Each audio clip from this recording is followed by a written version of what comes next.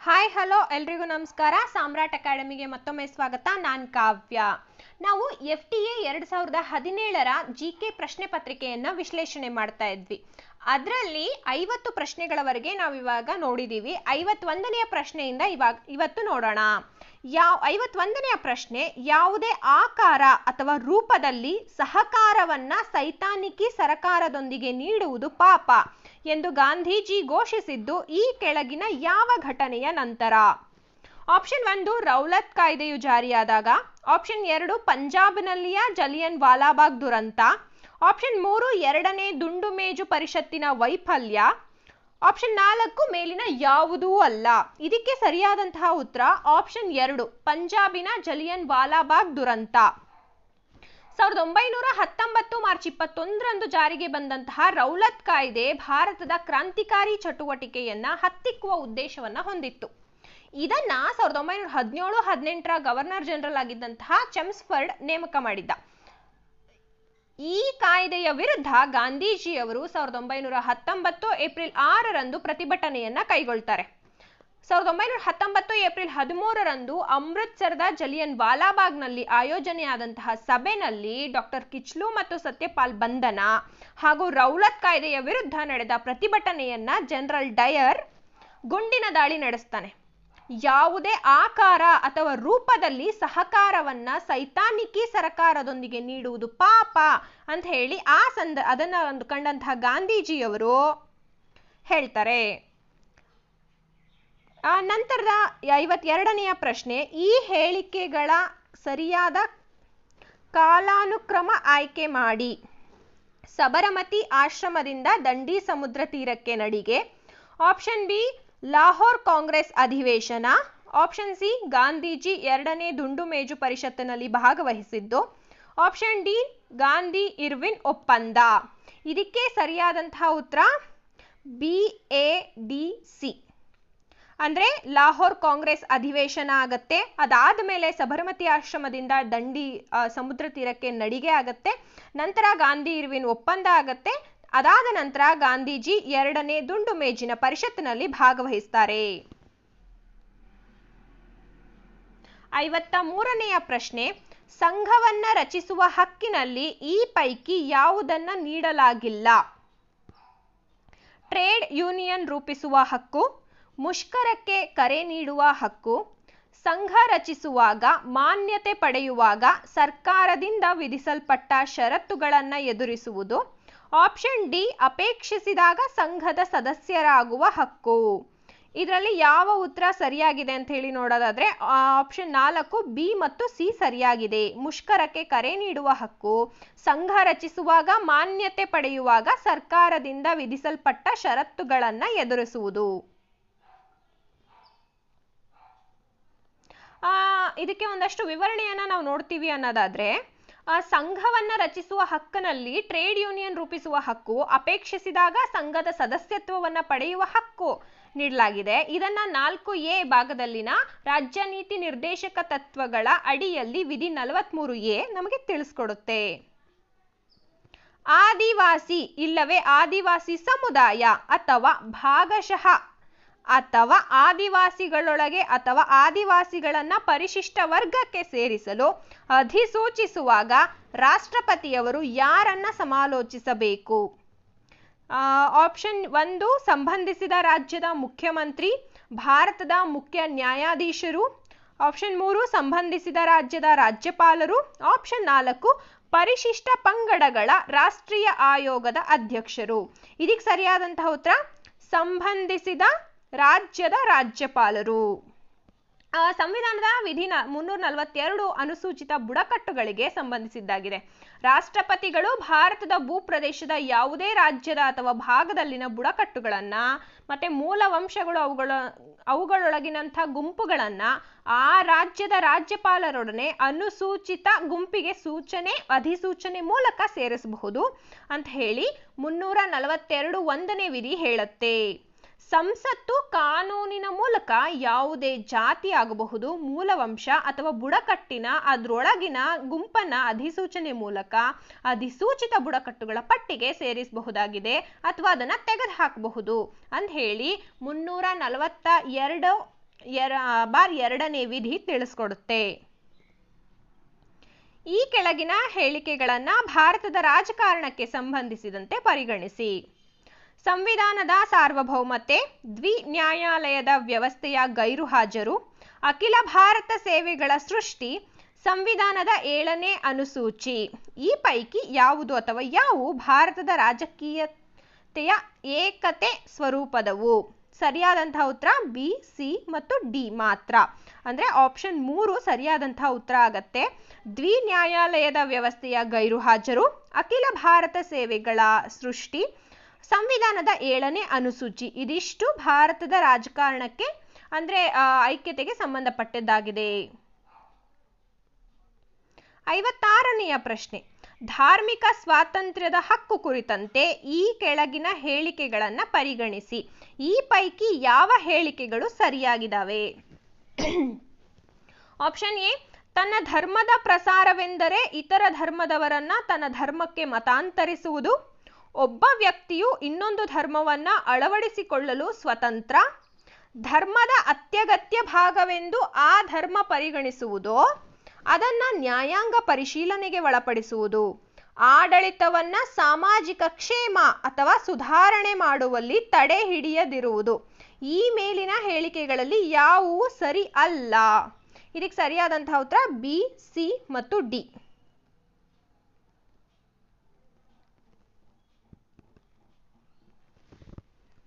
57ನೆಯ ಪ್ರಶ್ನೆ. ಈ ಪೈಕಿ ಯಾವ ಹೇಳಿಕೆಗಳು ಶಾಸಕಾಂಗ ವಿಧಾನಗಳಿಗೆ ಸಂಬಂಧಿಸಿದಂತೆ ಸರಿ? ಎರಡೂ ಸದನಗಳಲ್ಲಿ ಹಣಕಾಸು ಮಸೂದೆಗೆ ಸ್ಥಗಿತತೆ ಉಂಟಾದಾಗ ರಾಷ್ಟ್ರಪತಿಗಳು ಪಾರ್ಲಿಮೆಂಟಿನ ಜಂಟಿ ಸಭೆಯನ್ನು ಕರೆಯಬಹುದು. ಎರಡೂ ಸದನಗಳಲ್ಲಿ ಸಾಮಾನ್ಯ ಮಸೂದೆಗೆ ಸ್ಥಗಿತತೆ ಉಂಟಾದಾಗ ರಾಜ್ಯಪಾಲರು ಶಾಸಕಾಂಗದ ಜಂಟಿ ಸದನದ ಸಭೆ ಕರೆಯುವರು.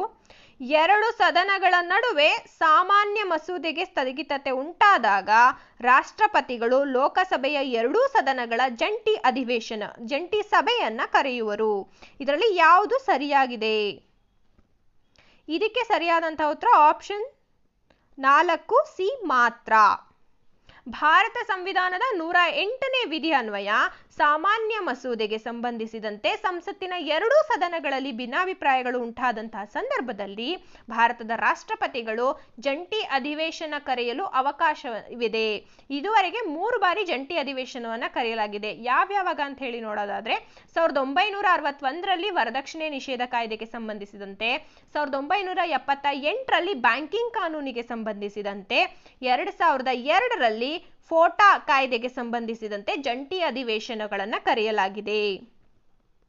ಜೊತೆಗೆ ಇನ್ನೊಂದು ಮುಖ್ಯವಾದಂತಹ ವಿಷಯ ಈ ಸಭೆಗೆ ಸಂಬಂಧಿಸಿದಂತೆ ಅಂತ ಹೇಳಿದ್ರೆ ಹಣಕಾಸು ಮಸೂದೆಗೆ ಸಂಬಂಧಿಸಿದಂತೆ ಹಾಗೂ ಸಂವಿಧಾನಾತ್ಮಕ ತಿದ್ದುಪಡಿ ಮಸೂದೆಗೆ ಜಂಟಿ ಅಧಿವೇಶನವನ್ನ ಕರೆಯೋ ಹಾಗಿಲ್ಲ. ಹಣಕಾಸು ಮಸೂದೆ ಲೋಕಸಭೆಯಲ್ಲಿ ಲೋಕಸಭೆಯ ಅಂಗೀಕಾರವೇ ಇದರಲ್ಲಿ ಮುಖ್ಯ ಆಗಿರುತ್ತೆ.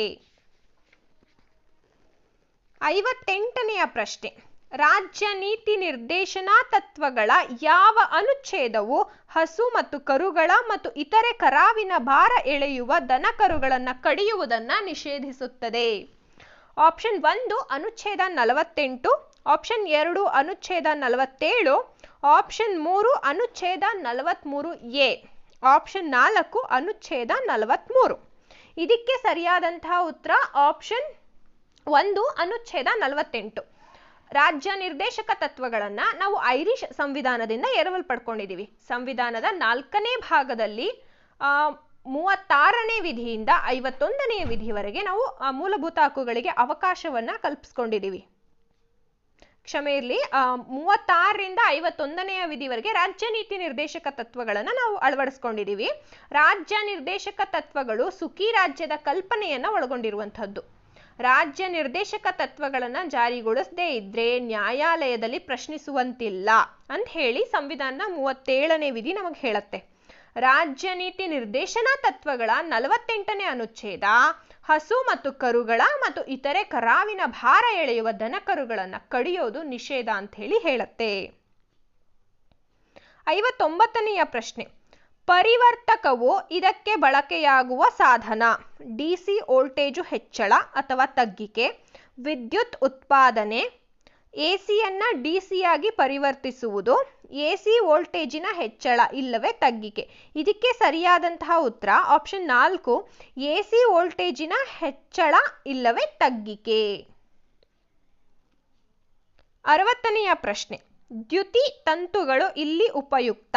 ಅತಿ ದೂರ ಸಂವಹನದಲ್ಲಿ ಜೆಟ್ ಎಂಜಿನ್ನುಗಳ ಆಂತರಿಕ ತಾಪವನ್ನ ಅಳೆಯುವ ಸಂವೇದಕಗಳು, ಸೂರ್ಯನಿಂದ ಕಟ್ಟಡದ ವಿವಿಧ ಭಾಗಗಳಿಗೆ ಸೂರ್ಯನ ಬೆಳಕು ಪಸರಿಸಲು ಎಂಡೋಸ್ಕೋಪಿಗಳಲ್ಲಿ ಮೇಲಿನವುಗಳಲ್ಲಿ ಯಾವುವು ಸರಿ?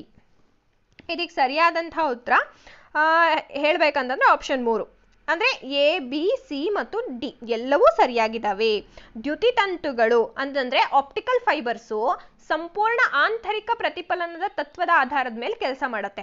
ಸೊ ಹಂಗಾಗಿ ವಿದ್ಯುತ್ ತಂತುಗಳನ್ನ ಸಂವಹನ ಕ್ಷೇತ್ರದಲ್ಲಿ ನಾವು ಬಳಕೆ ಮಾಡ್ತೀವಿ. 61ನೆಯ ಪ್ರಶ್ನೆ, ಮೈಕ್ರೋಫೋನಿನಲ್ಲಿ ಆಗುವ ಶಕ್ತಿ ಪರಿವರ್ತನೆಯು ಉಂಟಾಗುವುದು ಶಬ್ದದಿಂದ ಯಾಂತ್ರಿಕದಿಂದ ವಿದ್ಯುತ್ತು, ವಿದ್ಯುತ್ನಿಂದ ಯಾಂತ್ರಿಕದಿಂದ ಶಬ್ದ, ಶಬ್ದದಿಂದ ಯಾಂತ್ರಿಕದಿಂದ ಶಬ್ದ. ಸರಿಯಾದಂತಹ ಉತ್ತರ ಶಬ್ದದಿಂದ ಯಾಂತ್ರಿಕದಿಂದ ವಿದ್ಯುತ್, ಅಂದ್ರೆ ಆಪ್ಷನ್ 1 ಸರಿಯಾದಂತಹ ಉತ್ತರ. ಮೈಕ್ರೋಫೋನ್ಗಳು ಶಬ್ದದಿಂದ ಯಾಂತ್ರಿಕ ಶಕ್ತಿ ಉಂಟಾಗಿ ವಿದ್ಯುತ್ ಆಗಿ ಪರಿವರ್ತಿಸುತ್ತವೆ. ಶಕ್ತಿ ನಿತ್ಯತಾ ನಿಯಮದ ಪ್ರಕಾರ ಶಕ್ತಿಯ ಒಂದು ರೂಪವನ್ನ ಮತ್ತೊಂದು ರೂಪಕ್ಕೆ ನಾವು ಪರಿವರ್ತಿಸಬಹುದು. ಉದಾಹರಣೆಗೆ ಫ್ಯಾನ್ನಲ್ಲಿರುವ ಮೋಟಾರ್ಗಳು ವಿದ್ಯುತ್ ಶಕ್ತಿಯನ್ನ ಯಾಂತ್ರಿಕ ಶಕ್ತಿಯಾಗಿ ಪರಿವರ್ತಿಸುತ್ತವೆ. 62ನೆಯ ಪ್ರಶ್ನೆ, ಕ್ರಿಸ್ತಶಕ 1942ರಲ್ಲಿ ಭಾರತ ಬಿಟ್ಟು ತೊಲಗಿ ಚಳುವಳಿ ಪ್ರಾರಂಭವಾದಾಗ ಭಾರತದ ವೈಸ್ರಾಯ್ ಆಗಿದ್ದವರು ಯಾರು? ಲಿನ್ಲಿತ್ಗೋ, ವಿಲಿಂಗ್ಡನ್, ವೇವಲ್, ಮೇಲಿನ ಯಾರೂ ಅಲ್ಲ. ಸರಿಯಾದಂತಹ ಉತ್ತರ ಲಿನ್ಲಿತ್ಗೋ. 1942ರ ಭಾರತ ಬಿಟ್ಟು ತೊಲಗಿ ಅಥವಾ ಕ್ವಿಟ್ ಇಂಡಿಯಾ ಚಳವಳಿಯ ಸಂದರ್ಭದಲ್ಲಿ ಭಾರತದ ವೈಸ್ರಾಯ್ ಆಗಿದ್ದವರು ಲಾರ್ಡ್ ಲಿನ್ಲಿತ್ಗೋ. 63ನೆಯ ಪ್ರಶ್ನೆ, ವಸಾಹತು ಅವಧಿಯಲ್ಲಿನ ಕೆಲವು ಸಾಮಾಜಿಕ ಸುಧಾರಕರು ಮತ್ತು ಅವರ ಸಂಸ್ಥೆಗಳನ್ನ ಇಲ್ಲಿ ನೀಡಲಾಗಿದೆ. ಸೇವಾ ಸದನ ಮಹರ್ಷಿ ಕರ್ವೆ, ಸೋಷಿಯಲ್ ಸರ್ವಿಸ್ ಲೀಗ್ ಚಾಂದಾವರ್ ಬಾಯಿ, servants of India society GK. Gokhale ಅಂದ್ರೆ ಗೋಪಾಲಕೃಷ್ಣ ಗೋಖಲೆ, ಶಾರದಾ ಸದನ್, ಪಂಡಿತಾ ರಮಾಬಾಯಿ. ಮೇಲಿನ ಜೋಡಿಗಳಲ್ಲಿ ಯಾವುವು ಸರಿಯಾಗಿದ್ದಾವೆ? ಇದಕ್ಕೆ ಸರಿಯಾದಂತಹ ಉತ್ತರ ಆಪ್ಷನ್ 3, ಸಿ ಮತ್ತು ಡಿ ಮಾತ್ರನೇ ಸರಿಯಾಗಿದೆ. ಬರಿಗಣ್ಣಿಗೆ ಕಾಣುವ ಸಮೀಪದ ನಕ್ಷತ್ರ ಸೂರ್ಯನ ಅಲ್ಲದ್ದು. ಪ್ರಾಕ್ಸಿಮಾ ಸೆಂಟಾರಿ, ಅಲ್ಫಾ ಸೆಂಟಾರಿ, ಧ್ರುವ ನಕ್ಷತ್ರ, ವೇಗ. ಸರಿಯಾದಂತಹ ಉತ್ತರ ಆಲ್ಫಾ ಸೆಂಟಾರಿ, ಆಪ್ಷನ್ 2 ಸರಿಯಾದಂತಹ ಉತ್ತರ. ಬರಿಗಣ್ಣಿಗೆ ಕಾಣುವ ಸಮೀಪದ ನಕ್ಷತ್ರ ಅಂದ್ರೆ ಸೂರ್ಯನಲ್ಲದ್ದು ಆಲ್ಫಾ ಸೆಂಟಾರಿ. ಇದು ಸೌರವ್ಯೂಹದಿಂದ 4.37 ಜ್ಯೋತಿರ್ವರ್ಷಗಳಷ್ಟು ದೂರವಾಗಿದೆ. ಸೂರ್ಯನಿಗೆ ಹತ್ತಿರದ ನಕ್ಷತ್ರ ಅಂತ ಹೇಳಿದ್ರೆ ಪ್ರಾಕ್ಸಿಮಾ ಸೆಂಟಾರಿ. ಪ್ರಾಕ್ಸಿಮಾ ಸೆಂಟಾರಿಯು ಸೂರ್ಯನಿಂದ 4.25 ಜ್ಯೋತಿರ್ವರ್ಷಗಳಷ್ಟು ದೂರ ಇದ್ದು ಇದನ್ನ ಆಲ್ಫಾ ಸೆಂಟಾರಿ ಸಿ ಎಂದು ಕೂಡ ಕರಿತೀವಿ. ಸಿರಿಯಸ್ ಅನ್ನುವಂಥದ್ದು ಅತ್ಯಂತ ಹೆಚ್ಚು ಪ್ರಕಾಶಮಾನವಾದಂತಹ ನಕ್ಷತ್ರ. ಹತ್ತಿರದ ಗ್ಯಾಲಕ್ಸಿ ಅಂತ ತಗೊಂಡ್ರೆ ಆಂಡ್ರೋಮೆಡಾ. ಸೂರ್ಯನಿರುವ ಗ್ಯಾಲಕ್ಸಿಗೆ ಹತ್ತಿರವಿರುವಂತಹ ಜ್ಯೋತಿರ್ಮೇಘ ಓರಿಯನ್. ಭೂಮಿಗೆ ಉತ್ತರ ಧ್ರುವದಲ್ಲಿ ಕಂಡುಬರುವ ಸಮೀಪದ ನಕ್ಷತ್ರ ಧ್ರುವ ನಕ್ಷತ್ರ. ವೇಗ ಅಂತ ಹೇಳಿದ್ರೆ ಒಂದು ವಸ್ತುವಿಗೆ ಗೊತ್ತಾದ ಚೌಕಟ್ಟಿನೊಳಗೆ ಆದ ಸ್ಥಾನ ಪಲ್ಲಟದ ದರ ಅದು. ನಂತರದ ಪ್ರಶ್ನೆಗಳು ಸ್ನೇಹಿತರೆ ಇದು ಮೆಂಟಲ್ ಅಬಿಲಿಟಿಗೆ ಸಂಬಂಧಪಟ್ಟಿರುವಂಥದ್ದು, ಹಾಗಾಗಿ ನಾನು ಅದನ್ನ ಸ್ಕಿಪ್ ಮಾಡ್ತಾ ಇದ್ದೀನಿ. 76ನೇ ಪ್ರಶ್ನೆಯಿಂದ ನಾವು ಮತ್ತೆ ನೋಡೋಣ. ಯಾಕಂದ್ರೆ ಅದನ್ನ ಪ್ರಾಕ್ಟಿಕಲ್ ಆಗಿ ವರ್ಕ್ ಮಾಡಿದ್ರೆ ಮಾತ್ರ ನಾವು ಅದಕ್ಕೆ ಆನ್ಸರ್ ಮಾಡ್ಲಿಕ್ಕೆ ಸಾಧ್ಯ ಆಗುತ್ತೆ. ಅದನ್ನ ನಾನು ಆಪ್ಷನ್ಸ್ಗಳನ್ನ ಹೇಳಿದ್ರೆ ನಿಮಗೇನು ಅರ್ಥ ಆಗೋದಿಲ್ಲ. ಆ ಕಾರಣದಿಂದ ನಾನು ಅದನ್ನ ಸ್ಕಿಪ್ ಮಾಡಿದ್ದೀನಿ. ರಾಜ್ಯದಲ್ಲಿ ತುರ್ತು ಪರಿಸ್ಥಿತಿ ಘೋಷಿಸುವ ಸಂದರ್ಭದಲ್ಲಿ ರಾಷ್ಟ್ರಪತಿಯವರು ರಾಜ್ಯದ ಎಲ್ಲ ಕಾರ್ಯನಿರ್ವಹಣೆಯನ್ನ ಉಚ್ಚ ನ್ಯಾಯಾಲಯವೂ ಸೇರಿದಂತೆ ತಾವೇ ವಹಿಸಿಕೊಳ್ಳುವರು. ರಾಜ್ಯಪಾಲರ ಅಧಿಕಾರದ ಅಡಿಯಲ್ಲಿ ರಾಜ್ಯ ಆಡಳಿತದಲ್ಲಿನ ಅಧಿಕಾರವನ್ನ ಶಾಸನ ಸಭೆ ನಿರ್ವಹಿಸುವುದೆಂದು ಘೋಷಿಸುವರು. ಉಚ್ಚ ನ್ಯಾಯಾಲಯದ ಹೊರತಾಗಿ ರಾಜ್ಯದ ಎಲ್ಲ ಕಾರ್ಯಗಳ ನಿರ್ವಹಣೆಯನ್ನ ತಾವೇ ವಹಿಸಿಕೊಳ್ಳುವರು. ರಾಷ್ಟ್ರಪತಿಗಳ ಅಧಿಕಾರದ ಅಡಿಯಲ್ಲಿ ರಾಜ್ಯ ಶಾಸನ ಸಭೆಯು ಅಧಿಕಾರ ಚಲಾಯಿಸುವುದು. ಈ ಮೇಲಿನ ಹೇಳಿಕೆಗಳು ಯಾವುವು ಸರಿಯಾಗಿದ್ದಾವೆ? ಸರಿಯಾದಂತಹ ಉತ್ತರ ಆಪ್ಷನ್ 2, ಬಿ ಮತ್ತು ಸಿ ಸರಿಯಾದಂತಹ ಉತ್ತರ. 76ನೇ ಪ್ರಶ್ನೆ, ಈ ಪೈಕಿ ಯಾವ ರಾಜ್ಯದಲ್ಲಿ ದ್ವಿಶಾಸನ ಸಭೆ ಇಲ್ಲ? ವಿಧಾನಸಭೆ ಮತ್ತು ವಿಧಾನ ಪರಿಷತ್ತು. ದ್ವಿಶಾಸನ ಸಭೆ ಅಂತ ಹೇಳಿದ್ರೆ ವಿಧಾನಸಭೆ ಮತ್ತು ವಿಧಾನ ಪರಿಷತ್ತು. ಉತ್ತರ ಪ್ರದೇಶ, ಮಧ್ಯಪ್ರದೇಶ, ಬಿಹಾರ, ಕರ್ನಾಟಕ. ಸರಿಯಾದಂತಹ ಉತ್ತರ ಆಪ್ಷನ್ 2 ಬಿ ಮಾತ್ರ, ಅಂದ್ರೆ ಮಧ್ಯಪ್ರದೇಶದಲ್ಲಿ ಇಲ್ಲ. ಭಾರತ ದೇಶದ ಒಟ್ಟು 6 ರಾಜ್ಯಗಳಲ್ಲಿ ದ್ವಿಸದನ ಇದೆ. ಕರ್ನಾಟಕ, ಮಹಾರಾಷ್ಟ್ರ, ಆಂಧ್ರ ಪ್ರದೇಶ, ತೆಲಂಗಾಣ, ಬಿಹಾರ, ಉತ್ತರ ಪ್ರದೇಶ. ಮಧ್ಯಪ್ರದೇಶದಲ್ಲಿ ದ್ವಿಶಾಸನ ಸಭೆ ಇಲ್ಲ. 77ನೇ ಪ್ರಶ್ನೆ, ನಬಾರ್ಡ್ನ 3 ಪ್ರಧಾನ ಕಾರ್ಯಗಳು ಅಂತ ಹೇಳಿದ್ರೆ ಮರುಹಣ ನೀಡಿಕೆ, ಸಾಂಸ್ಥಿಕ ಬೆಳವಣಿಗೆ ಮತ್ತು ಕಕ್ಷಿದಾರ ಬ್ಯಾಂಕುಗಳ ಪರಿಶೀಲನೆ, ಮರುಹಣ ನೀಡಿಕೆ, ಗ್ರಾಮ ದತ್ತು ಮತ್ತು ಕಿರು ರೈತರಿಗೆ ಮಧ್ಯಮ ಅವಧಿಯ ಸಾಲದ ವಿಸ್ತರಣೆ.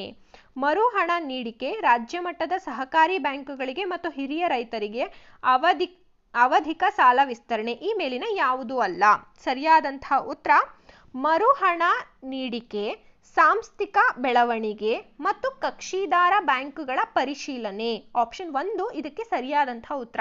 ನಬಾರ್ಡ್ ಅಂತ ಹೇಳಿದ್ರೆ national bank for agriculture and rural development.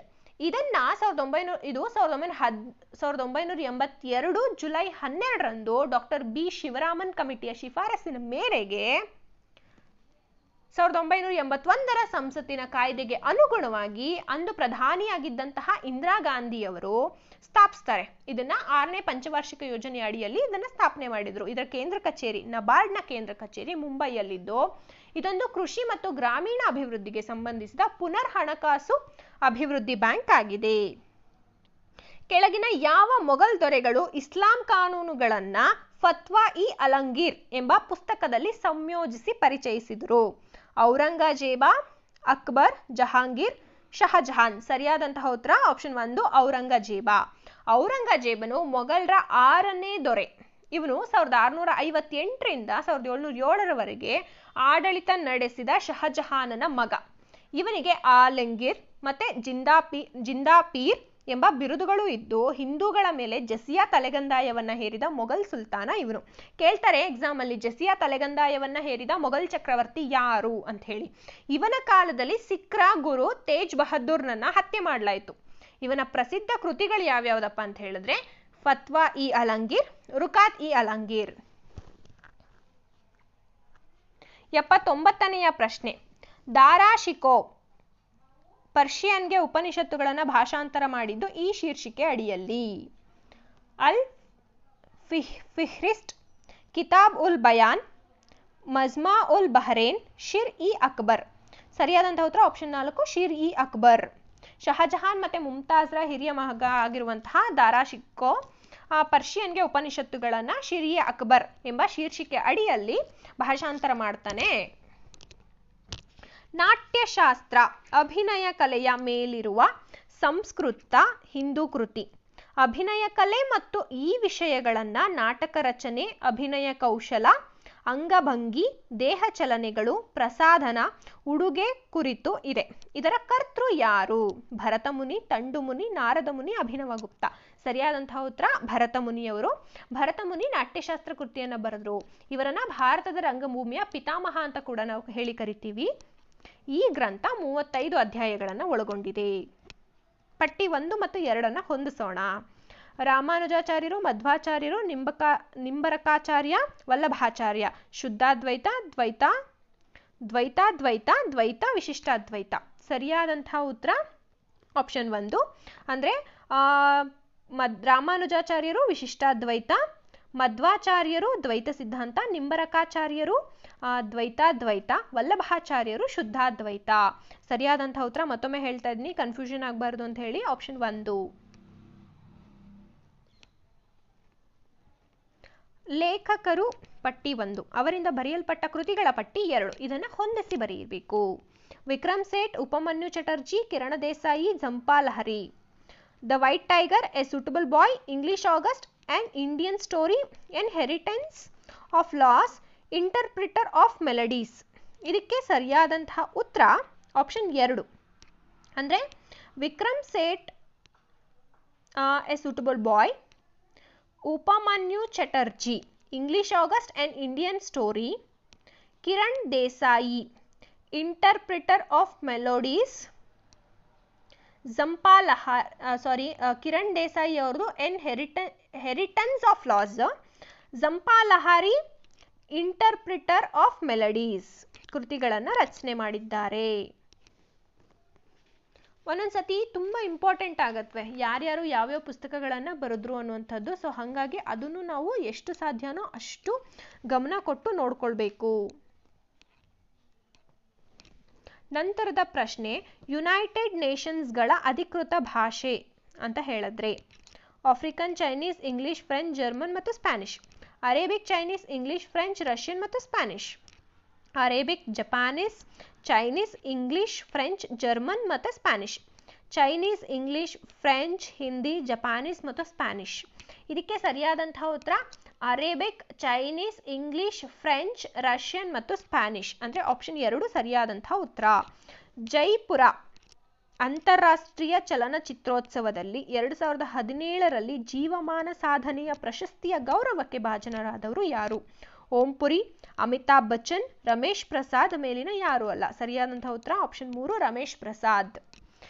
ಈ ಪ್ರಶ್ನೆ ಯಾಕಿದೆ ಅಂದ್ರೆ 2017ರ ಜಿಕೆ ಪ್ರಶ್ನೆ ಆಗಿರೋದ್ರಿಂದ ಅವತ್ತಿಗೆ ಪ್ರಸ್ತುತವಾದಂತಹ ಪ್ರಶ್ನೆ ಈಗ ಕೇಳಬಹುದು, ಅಂದ್ರೆ ಇತ್ತೀಚಿನ ಚಲನಚಿತ್ರೋತ್ಸವಗಳನ್ನ ಕೇಳಬಹುದು. 1969ರಲ್ಲಿ ಬ್ಯಾಂಕ್ಗಳ ರಾಷ್ಟ್ರೀಕರಣವಾಯಿತು. ಆ ಅವಧಿಯಲ್ಲಿ ಭಾರತದ ಪ್ರಧಾನಮಂತ್ರಿ ಯಾರಾಗಿದ್ರು? ಇಂದಿರಾ ಗಾಂಧಿ, ಜವಾಹರ್ಲಾಲ್ ನೆಹರು, ಲಾಲ್ ಬಹದ್ದೂರ್ ಶಾಸ್ತ್ರಿ, ಮೊರಾರ್ಜಿ ದೇಸಾಯಿ. ಸರಿಯಾದಂತಹ ಉತ್ತರ ಇಂದಿರಾ ಗಾಂಧಿ. ಇವರು ಮೊದಲ ಹಂತದಲ್ಲಿ 1969 ಜುಲೈ 19ರಂದು 50 ಕೋಟಿಗಿಂತ ಹೆಚ್ಚು ಬಂಡವಾಳ ವ್ಯವಹಾರಗಳನ್ನು ಹೊಂದಿದ್ದ 14 ಬ್ಯಾಂಕ್ಗಳನ್ನ, ಹಾಗೆ 1980 ಏಪ್ರಿಲ್ 15ರಂದು 200 ಕೋಟಿ ರುಗಿಂತ ಹೆಚ್ಚು ಬಂಡವಾಳ ಹೊಂದಿದ್ದಂತಹ 6 ಬ್ಯಾಂಕ್ಗಳನ್ನ ಎರಡನೇ ಹಂತದಲ್ಲಿ ರಾಷ್ಟ್ರೀಕರಣವನ್ನಗೊಳಿಸ್ತಾರೆ. ಜುಲೈ 19ನ್ನ ಬ್ಯಾಂಕ್ಗಳ ರಾಷ್ಟ್ರೀಕರಣ ದಿನ ಅಂತ ಹೇಳಿ ಕರೆಯಲಾಗುತ್ತೆ. 1969ರಲ್ಲಿ ರಾಷ್ಟ್ರೀಕರಣಗೊಂಡ 14 ಬ್ಯಾಂಕ್ಗಳಲ್ಲಿ ಕರ್ನಾಟಕದ ಕೆನರಾ ಮತ್ತು ಸಿಂಡಿಕೇಟ್ ಬ್ಯಾಂಕ್ಗಳು ಕೂಡ ಸೇರಿದ್ವು.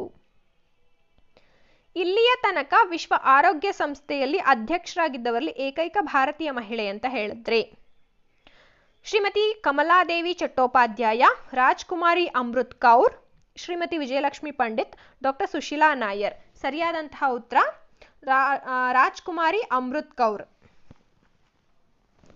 ಕೆಳಗಿನ ಕರ್ನಾಟಕದ ಕೈಗಾರಿಕೆಗಳೊಂದಿಗೆ ಅದು ಸ್ಥಾಪನೆಯಾದ ಪ್ರದೇಶವನ್ನು ಹೊಂದಿಸಿ ಬರೆಯಿರಿ. ಸಿಮೆಂಟ್ ಕಾರ್ಖಾನೆ, ಸಕ್ಕರೆ ಕಾರ್ಖಾನೆ, ಕಾಗದ ಕಾರ್ಖಾನೆ, ಕಬ್ಬಿಣದ ಕಾರ್ಖಾನೆ. ಇದಕ್ಕೆ ಸರಿಯಾದಂತಹ ಉತ್ತರ ಆಪ್ಷನ್ 1 ಅಂದ್ರೆ ಸಿಮೆಂಟ್ ಕಾರ್ಖಾನೆ ಶಹಾಬಾದ್, ಸಕ್ಕರೆ ಕಾರ್ಖಾನೆ ಉಗಾರ್, ಕಾಗದದ ಕಾರ್ಖಾನೆ ದಾಂಡೇಲಿ, ಕಬ್ಬಿಣ ಮತ್ತು ಉಕ್ಕಿನ ಕಾರ್ಖಾನೆ ತೋರಣಗಲ್ಲು. ಮತ್ತೆ ಹೇಳ್ತಾ ಇದ್ದೀನಿ, ಇದಕ್ಕೆ ಸರಿಯಾದಂತಹ ಉತ್ತರ ಆಪ್ಷನ್ 1. 90ನೆಯ ಪ್ರಶ್ನೆ, ವಾಣಿ ವಿಲಾಸ ಸಾಗರ ವಿವಿಧೋದ್ದೇಶ ಯೋಜನೆಯನ್ನ ನಿರ್ಮಾಣ ಮಾಡಿರುವುದು ಈ ನದಿಯ ಮೇಲೆ? ಭದ್ರಾ, ವೇದಾವತಿ, ಮಲಪ್ರಭಾ, ಹೇಮಾವತಿ. ಸರಿಯಾದಂತಹ ಉತ್ತರ ಹೇಮಾವತಿ. ಕೃಷ್ಣಾ ನದಿ ದಕ್ಕನ್ ಪ್ರಸ್ಥಭೂಮಿಯ 2ನೇ ಅತ್ಯಂತ ದೊಡ್ಡ ನದಿ. ಇದರ ಉಪನದಿಗಳು ಯಾವುದು ಅಂತ ಹೇಳಿದ್ರೆ ಭೀಮಾ, ಮಲಪ್ರಭಾ, ಘಟಪ್ರಭಾ, ತುಂಗಭದ್ರಾ, ದೋಣಿ. ವೇದಾವತಿ ನದಿ ತುಂಗಭದ್ರಾ ನದಿಯ ಒಂದು ಉಪನದಿಯಾಗಿದೆ. ಚಿಕ್ಕಮಗಳೂರು ಜಿಲ್ಲೆಯ ಬಾಬಾ ಬುಡನ್ಗಿರಿಗಳ ಪೂರ್ವ ಭಾಗದಲ್ಲಿ ಹುಟ್ಟಿದ ವೇದ ಮತ್ತು ಅವತಿ ಎಂಬೆರಡು ನದಿಗಳು ಸೇರಿ ವೇದಾವತಿಯಾಗಿದೆ. ಕರ್ನಾಟಕದ ಅತಿ ಉದ್ದನೆಯ ರಾಷ್ಟ್ರೀಯ ಹೆದ್ದಾರಿ NH13 ಇವುಗಳ ನಡುವೆ ಸಂಪರ್ಕವನ್ನ ಕಲ್ಪಿಸುತ್ತದೆ. ಬೀದರ್, ಬಾಗಲಕೋಟೆ, ಕಲಬುರಗಿ, ಮೈಸೂರು, ಪುಣೆ, ಬೆಂಗಳೂರು. ಮೇಲಿನ ಯಾವುದೂ ಅಲ್ಲ. ಸರಿಯಾದಂತಹ ಉತ್ತರ ಪುಣೆ ಮತ್ತು ಬೆಂಗಳೂರು. ಕ್ಷಮಿಸಿ, ಇಲ್ಲಿ ಬೆಂಗಳೂರು ಅಂತ ಇದೆ, ಆಕ್ಚುಲಿ ಸರಿಯಾದಂತಹ ಉತ್ತರ ಪುಣೆ ಮತ್ತು ಮಂಗಳೂರು. ಅಂದ್ರೆ ಆ ಟೈಮಲ್ಲಿ ಪರೀಕ್ಷೆ ಆದಂತಹ ಸಮಯದಲ್ಲಿ ಇದು ಸರಿಯಾದಂತಹ ಉತ್ತರ ಆಗಿತ್ತು. ಹಂಗಾಗಿದೆ. ಪರೀಕ್ಷೆ ನಡೆದಾಗ NH13 ರಾಜ್ಯದ ಅತಿ ಉದ್ದವಾದ ರಾಷ್ಟ್ರೀಯ ಹೆದ್ದಾರಿಯಾಗಿತ್ತು. 2010ರಿಂದ ಕೇಂದ್ರ ಸರ್ಕಾರ ರಾಷ್ಟ್ರೀಯ ಹೆದ್ದಾರಿಗಳಿಗೆ ಹೊಸ ಸಂಖ್ಯೆಯನ್ನು ನೀಡಿದೆ. ಅವುಗಳ ಪ್ರಕಾರ ಕರ್ನಾಟಕದ ಅತಿ ಉದ್ದನೆಯ ರಾಷ್ಟ್ರೀಯ ಹೆದ್ದಾರಿ NH48 ಈಗ ನವದೆಹಲಿಯಿಂದ ಚೆನ್ನೈವರೆಗೆ ಸಂಪರ್ಕಿಸಿದ್ದು ಕರ್ನಾಟಕದಲ್ಲಿ ಬೆಳಗಾವಿ, ಧಾರವಾಡ, ಹಾವೇರಿ, ದಾವಣಗೆರೆ, ಚಿತ್ರದುರ್ಗ, ತುಮಕೂರು, ಬೆಂಗಳೂರು ಮೂಲಕ ಕೋಲಾರ ಮೂಲಕ ಚೆನ್ನೈ ನಗರವನ್ನ ಸಂಪರ್ಕಿಸುತ್ತೆ. ಹಾಗಾಗಿ ಪ್ರತಿಯೊಂದೂ ಅಷ್ಟೇನೆ. ನಾವು 2017 ನಾವು ಓದ್ತಿದೀವಿ ಅಂದ್ರೆ ಈಗ ನಾವು 2021 ಇದ್ದೀವಿ. So we have to update. ನಾವು ಅಪ್ಡೇಷನ್ನ ಪ್ರತಿ ಹಂತದಲ್ಲೂ ನೋಡ್ಕೊಂಡು ಹೋಗಬೇಕು. ಯಾಕಂದರೆ ಆಗ ಜಿ ಕೆ ಏನಿತ್ತು, ಈಗ ಜಿ ಕೆ ಅಂದರೆ ಕರೆಂಟ್ ಅಫೇರ್ಸ್ಗಳು ಚೇಂಜಸ್ ಆಗ್ತಾ ಇರುತ್ತವೆ. ಸೊ ಹಾಗಾಗಿ ನಾವು ನೋಡ್ಕೋತಾ ಇರಬೇಕು. ವನ್ಯಜೀವಿ ಆಶ್ರಯಧಾಮಗಳೊಂದಿಗೆ ಅವುಗಳ ಸ್ಥಳಗಳನ್ನು ಹೊಂದಿಸಿ. ತಲಕಾವೇರಿ ವನ್ಯಜೀವಿ ಆಶ್ರಯಧಾಮ, ಶರಾವತಿ ವನ್ಯಜೀವಿ ಆಶ್ರಯಧಾಮ, ರಂಗನತಿಟ್ಟು ವನ್ಯಜೀವಿ ಆಶ್ರಯಧಾಮ, ದಾಂಡೇಲಿ ವನ್ಯಜೀವಿ ಆಶ್ರಯಧಾಮ, ಶಿವಮೊಗ್ಗ, ಮಂಡ್ಯ, ಉತ್ತರ ಕನ್ನಡ, ಕೊಡಗು. ಇದಕ್ಕೆ ಸರಿಯಾದಂತಹ ಉತ್ತರ ಆಪ್ಷನ್ 1. ಅಂದರೆ ತಲಕಾವೇರಿ ವನ್ಯಜೀವಿ ಆಶ್ರಮ ಎಲ್ಲಿದೆ ಅಂತ ಹೇಳಿದ್ರೆ ಕೊಡಗಿನಲ್ಲಿದೆ. ಶರಾವತಿ ವನ್ಯಜೀವಿ ಆಶ್ರಮ ಶಿವಮೊಗ್ಗ, ರಂಗನತಿಟ್ಟು ವನ್ಯಜೀವಿ ಆಶ್ರಮ ಮಂಡ್ಯದಲ್ಲಿದೆ ಆಶ್ರಯಧಾಮ. ದಾಂಡೇಲಿಗೆ ಹೋದ್ರೆ ಅದು ಉತ್ತರ ಕನ್ನಡದಲ್ಲಿದೆ. ನಗರಗಳೊಂದಿಗೆ ಸಮುದ್ರ ಬಂದರುಗಳನ್ನು ಹೊಂದಿರುವ ಸ್ವಭಾವಗಳನ್ನು ಹೊಂದಿಸಿ ಬರೆಯಿರಿ. ಮುಂಬೈ, ಕೋಲ್ಕತ್ತಾ, ವಿಶಾಖಪಟ್ಟಣಂ, ಕಾಂಡ್ಲಾ ಉಬ್ಬರವಿಳಿತ ಬಂದರು, ಸ್ವಾಭಾವಿಕ ಬಂದರು, ನದಿಯ ಬಂದರು, ಆಳವಾದ ಬಂದರು. ಇದಕ್ಕೆ ಸರಿಯಾದಂತಹ ಉತ್ತರ ಆಪ್ಷನ್ 1. ಮುಂಬೈ ಅಂತ ಹೇಳಿದ್ರೆ ಅದಕ್ಕೆ ಸರಿಯಾದಂತಹ ಉತ್ತರ ಅದೊಂದು ಸ್ವಾಭಾವಿಕ ಬಂದರಾಗಿದೆ. ಕೋಲ್ಕತ್ತಾ ಬಂದರು ಬಂದು ನದಿಯ ಬಂದರು ಆಗಿದೆ. ವಿಶಾಖಪಟ್ಟಣಂ ಬಂದರು ಆಳವಾದ ಬಂದರು. ಕಾಂಡ್ಲಾ ಬಂದರು ಉಬ್ಬರವಿಳಿತದ ಬಂದರು. ಮತ್ತೆ ಹೇಳ್ತಾ ಇದ್ದೀನಿ, ಆಪ್ಷನ್ 1 ಇದಕ್ಕೆ ಸರಿಯಾದಂತಹ ಉತ್ತರ. 1972ರಲ್ಲಿ ಈ ದಿನಾಂಕದಂದು ಮಾನವ ಪರಿಸರದ ಕುರಿತಾದ ಸ್ಟಾಕ್ ಹೋಮ್ ಅಧಿವೇಶನ ಸ್ವೀಡನ್ನಲ್ಲಿ ನಡೆಯಿತು. ಅಂದಿನಿಂದ ವಿಶ್ವ ಪರಿಸರ ದಿನವನ್ನ ಆ ದಿನಾಂಕದಂದು ಆಚರಿಸಲಾಗುತ್ತದೆ. ಆ ದಿನಾಂಕ ಯಾವುದು? ಪರಿಸರ ದಿನ, ವಿಶ್ವ ಪರಿಸರ ದಿನ ಅಂತ ಹೇಳಿದ ತಕ್ಷಣನೇ ನೆನಪಾಗೋದು ಜೂನ್ 5. ಜೂನ್ 5ನೇ ತಾರೀಕು ಸರಿಯಾದಂತಹ ಉತ್ತರ. 1972ರಲ್ಲಿ ಜೂನ್ 5ನೇ ತಾರೀಕಿನಿಂದ ಜೂನ್ 16ರವರೆಗೆ ಸ್ವೀಡನ್ನಲ್ಲಿ ಸ್ಟಾಕ್ ಹೋಮ್ನಲ್ಲಿ ವಿಶ್ವಸಂಸ್ಥೆ ಮೊದಲ ಬಾರಿಗೆ ಪರಿಸರಕ್ಕೆ ಸಂಬಂಧಿಸಿದಂತೆ the United Nations conference on the human environment ಎಂಬ ಹೆಸರಿನಲ್ಲಿ ಈ ಸಮ್ಮೇಳನವನ್ನು ಆಯೋಜಿಸಿತ್ತು. 95ನೆಯ ಪ್ರಶ್ನೆ, ಗದ್ದೆಗಳು, ನದಿ ಸಂಗಮಗಳು. ಹರಿಕೆ ಗದ್ದೆಗಳು, ಕಿಯೋಲೆಡೋ ಘಾನಾ ರಾಷ್ಟ್ರೀಯ ಉದ್ಯಾನವನ, ಕೊಲ್ಲೇರು ಸರೋವರ, ಬಿಯಾಸ್ ಮತ್ತು ಸಟ್ಲೇಜ್ ಸಂಗಮ, ಬಾನಸ್ ಮತ್ತು ಚಂಬಲ್ ಸಂಗಮ, ಮೂಸಿ ಮತ್ತು ಕೃಷ್ಣಾ ಸಂಗಮ. ಇದಕ್ಕೆ ಸರಿಯಾದಂತಹ ಉತ್ತರ ಯಾವುದು ಅನ್ನುವಂಥದ್ದು ಪ್ರಶ್ನೆ. ಇದಕ್ಕೆ ಸರಿಯಾದಂತಹ ಉತ್ತರ ಆಪ್ಷನ್ ಎ. ಭಾರತದ ದೇಶದಲ್ಲಿ ಪ್ರಸ್ತುತ 27 ರಾಮ್ಸಾರ್ ತೇವಯುತ ಪಟ್ಟಿಗೆ ಸೇರಿದಂತಹ ತಾಣಗಳಿದೆ. ಇವುಗಳಲ್ಲಿ ಪಂಜಾಬ್ ರಾಜ್ಯದಲ್ಲಿ ಕಾಂಜ್ಲಾ, ರುಪೇರಾ ಮತ್ತು ಹರಿಕೆ ತಾಣಗಳು ಮುಖ್ಯವಾಗಿದ್ದು, ಹರಿಕೆ ತಾಣವು ಬಿಯಾಸ್ ಮತ್ತು ಸಟ್ಲೇಜ್ ನದಿಯ ಸಂಗಮ ಪ್ರದೇಶವಾಗಿದೆ. ಪುನರುಜ್ಜೀವನ ಬರಹಗಾರರು ಮತ್ತು ಅವರ ಕೃತಿಗಳನ್ನು ಹೊಂದಿಸಿ. ಡಾಂಟೆ, ಮೆಕೆವೆಲ್ಲಿ, ರಬೆಲೈಸ್,